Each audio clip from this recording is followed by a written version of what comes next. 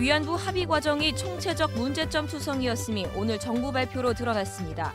영화 I Can Speak의 실제 인물이기도 한 이용수 위안부 할머니는 정부가 지금이라도 사죄하라고 주장했습니다. 정부 산하기관인 대구경북과학기술원에서 회계 부정이 발견됐습니다.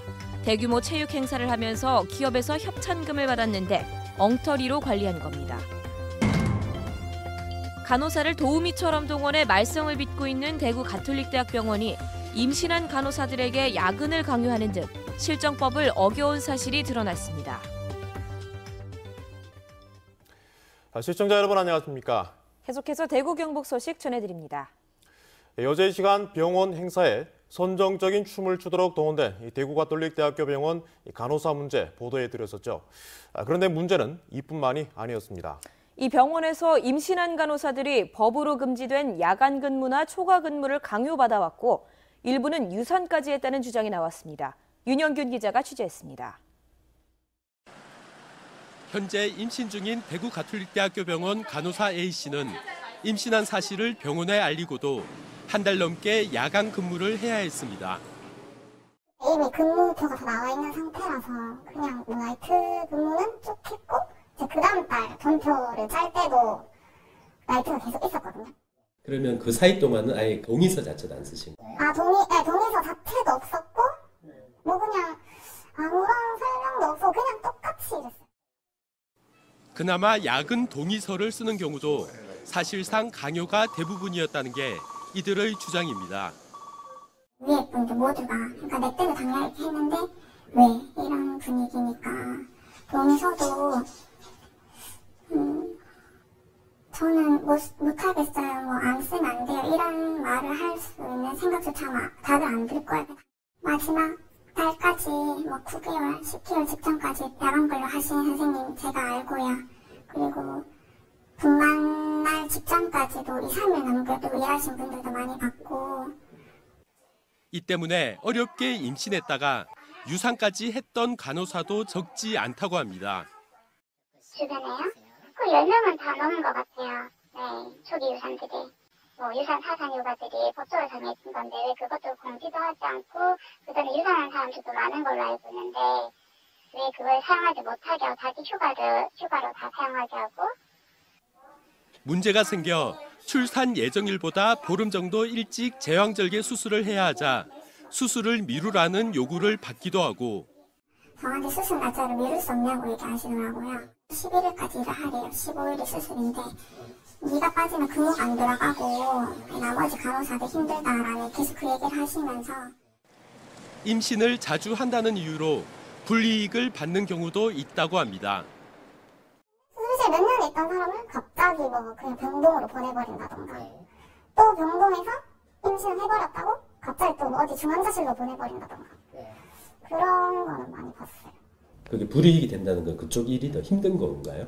그러니까 익숙치 않은 일을 하고 또 갑자기 그냥 어디로 보내버리고 이런 근무지 이동하는 것 자체가 저희는 일을 또 새로 배워야 되고 너 임신했고 이미 이거 휴직도 1년 다 쉬고 났으니까 너는 그냥 딴 데 가는 게 당연하다 이런 식으로. 임신 기간 중 시간외 근무를 하지 않았던 날이 거의 없었다는 것은 이들의 공통된 얘기입니다. 정부는 임신 초기나 출산 직전에만 쓸 수 있던 하루 2시간 근로시간 단축 제도를 임신 기간 내내 쓸 수 있도록 하는 등 출산 장려 정책을 강화하고 있지만 현장에서는 실정법조차 지켜지지 않고 있는 겁니다.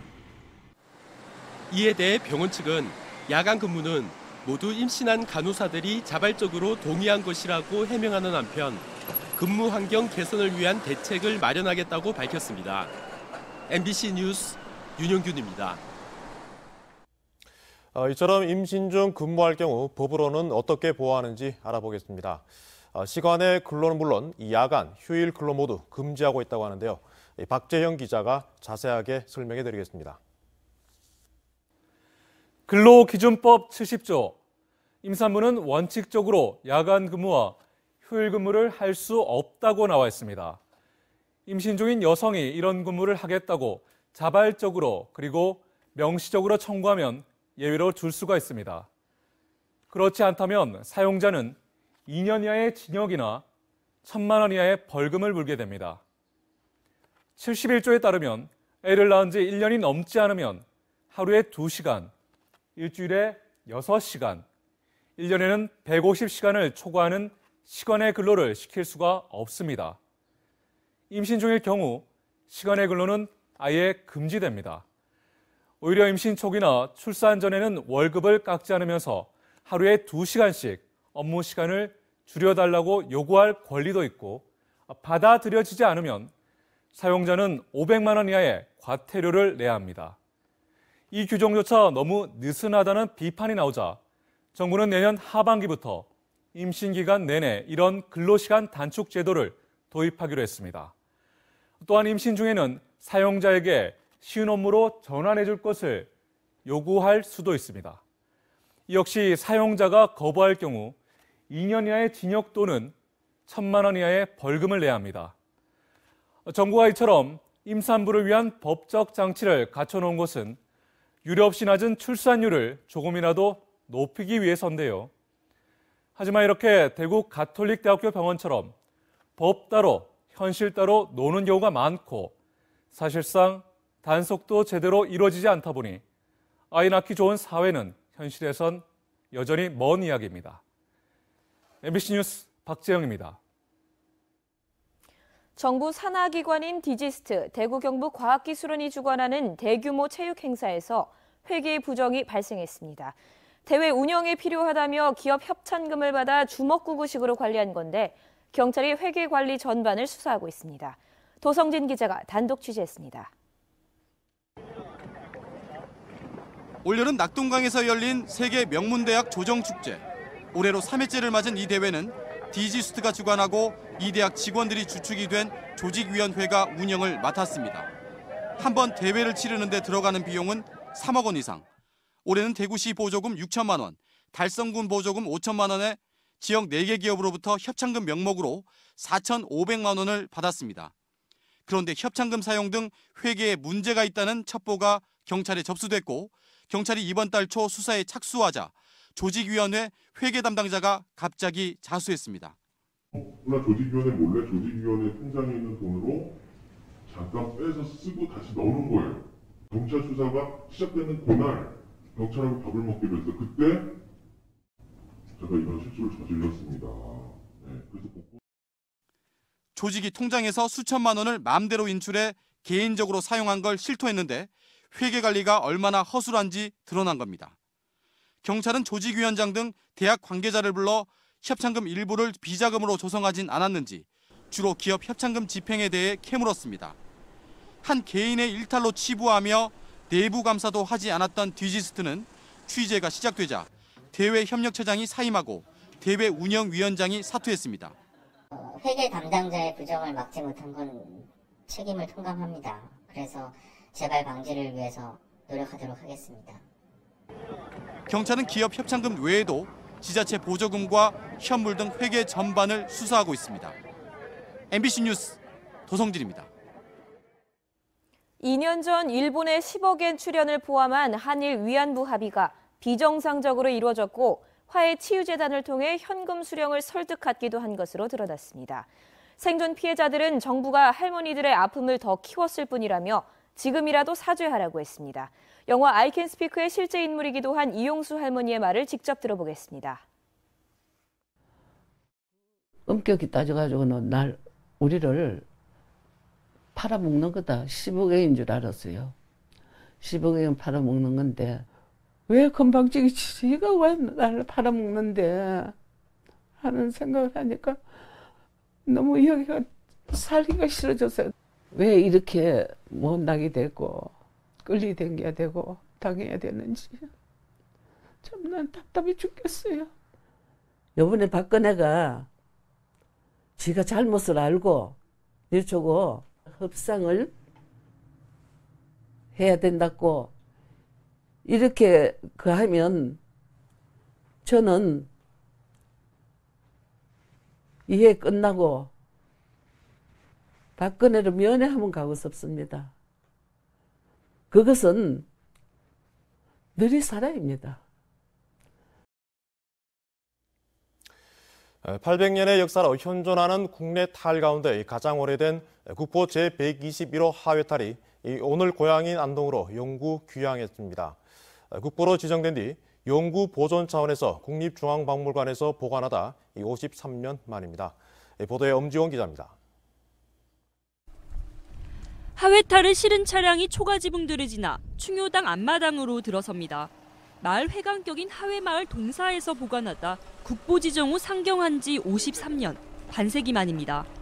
금이환양에 풍악이 울리고 신령께 제를 올려 귀환을 알립니다. 53년 만에 고향에 돌아온 탈은 잘 보존 관리 연구되어 환수 품목은 하회탈 11점과 병산탈 2점, 목재도끼와 모조 가면 등 모두 20점으로 소유자인 하회마을 보존회는 관리 수탁을 안동시에 맡겼습니다. 반출 이후 수십 년간 하회마을은 물론 시와 정치권, 시민사회에서 이어졌던 환수운동. 하지만 문화재청은 보존시설을 갖추지 못했다는 이유로 번번이 거부했습니다. 서울중앙국립박물관을 올라가서 인수인계를 하는데 정말 그 감회가 복받쳐서 그야말로 눈물을 흘려가면서 서명서에 날인을 했습니다. 수장고는 안동 민속박물관에 마련됐습니다. 환수된 하회탈의 체계적 보존 관리를 위해 안동시는 지난 2년간 8천만 원을 들여 수장고 시설 현대화를 추진했습니다. 온습에 약한 목재문화재 보존을 위해 국립경주박물관의 컨설팅을 받아 항온 항습시설과 전용 밀폐장을 갖췄습니다. 내년 중순부터 우리 민속박물관의 상설 전시장을 개편해서 순차적으로 공개할 그런 예정입니다. 하회탈 원형에 대한 연구, 3D 스캔 등을 통한 연구 자료를 확보하는데도 돌아온 탈은 내년부터 일반에 공개될 예정입니다. MBC 뉴스 엄지연입니다. 오늘 새벽 2시 40분쯤 안동시 풍산읍 한 안동 소주 제조 공장에서 불이 나 공장이 모두 탔습니다. 다행히 인명피해는 없었지만 공장이 잘 타는 패널형 구조인데다 공장 특성상 알코올을 다량 보관하고 있어 소방차 20여 대가 투입됐지만 초기 진화에 실패했습니다. 경찰과 소방당국은 오늘 현장 감식을 끝내고 국과수에 정밀 감정을 의뢰했습니다. 시민단체들은 오늘 대구시 의회에서 기자회견을 열고 대구 시립묘지에 불법 묘를 조성하는 과정에서 간부 공무원들에게 영향력을 행사한 혐의로 유죄 판결을 받은 자유한국당 소속 최인철, 이재화 시의원을 즉각 제명하라고 의회에 촉구했습니다. 대구경실련과 참여연대, 우리복지시민연합은 대구시 의회가 아무런 조치를 하지 않으면 시의원 모두를 퇴출시키기 위한 시민행동에 나설 것이라고 밝혔습니다. 또 권영진 대구시장에 대해 대구시의 간부 공무원이 이번 사건에 연루돼 있는 만큼 강도 높은 재발 방지 대책을 수립하라고 촉구했습니다. 오늘 낮 최고 기온이 대구 1.5도, 안동 0.5도에 머무는 등 추웠습니다.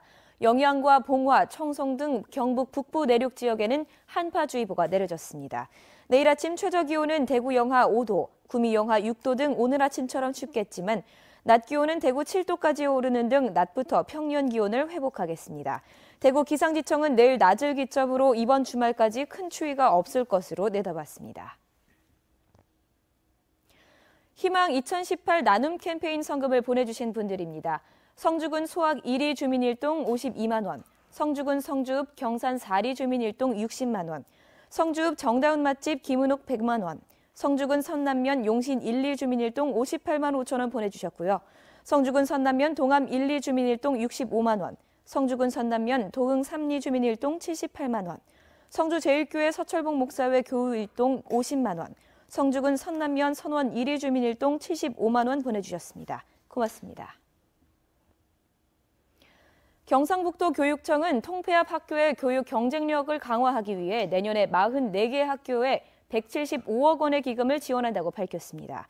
통폐합 학교 경쟁력 강화 사업은 급식 시설 확충 등 시설 교육 환경 개선과 함께 특기 적성 교육 방과 후 학교 프로그램 운영, 기숙사 운영과 통학 비용 등을 지원하게 됩니다. 경북도 교육청은 통폐합된 소규모 학교를 지속적으로 지원하기 위해 지난 2013년부터 전국 최초로 2,600여 원의 기금을 조성해 운영하고 있습니다. 대구 고등검찰청은 자신의 학원에 다니던 중학생을 성폭행한 혐의로 지난해 10월 고소당한 뒤 불기소 처분을 받았던 42살 A 학원장을 아동복지법 위반 혐의로 불구속 기소했습니다. 검찰은 당시 증거 불충분으로 무혐의 처분했지만 피해자가 항고하고 검찰 시민위원회에서 어린 피해자를 성적 욕구 해소 수단으로 삼아 엄벌해야 한다는 의견을 낸 데 따라 보완 수사를 거쳐 기소하게 됐다고 설명했습니다. 경상북도가 경북의 4차 산업혁명을 주도할 7대 선도 프로젝트를 정해 발표했습니다. 중소제조업 전용 스마트 팩토리 모델 개발과 자율주행, 인공지능 신약 개발 등이 포함됐는데 기업체 연구원과 대학 교수를 주축으로 한 경북 4차 산업혁명 전략위원회와 실행위원회가 이들 과제를 선정했습니다. 경상북도는 7대 과제를 실현하는데 연구개발비 2,900억 원이 들 것으로 예상하고 국비 확보에 주력을 할 계획입니다. 올해 영양군에 이어 영주시도 내년부터 농번기 일손 부족을 해결하기 위해 외국인 계절 근로자를 활용합니다. 법무부가 재작년 도입한 계절 근로자는 단기 취업 비자로 입국한 외국인이 최장 3개월 동안 지정 농가에서 일하고 출국하는 제도입니다. 앞서 영주시는 베트남 타이빈성과 국제농업교류 양해각서도 체결했습니다. 지금까지 대구 경북 소식 전해드렸습니다. 시청해주신 여러분 고맙습니다.